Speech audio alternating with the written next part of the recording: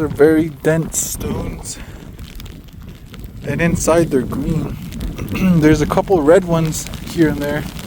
You'll find some red. And it seems like in this area there'd be a lot of natural chert. See this here? It's not super sharp, but it is sharp enough to make a nice axe or tomahawk. Almost sounds glassy.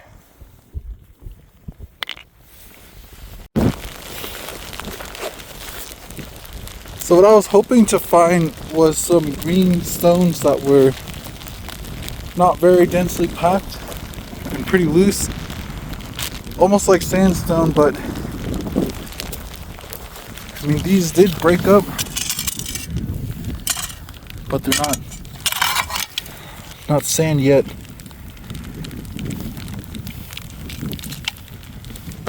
Look at all this nice green. I have some green arrowheads. I think this is the type of area that they're from. See here? This is the closest green sand I could find.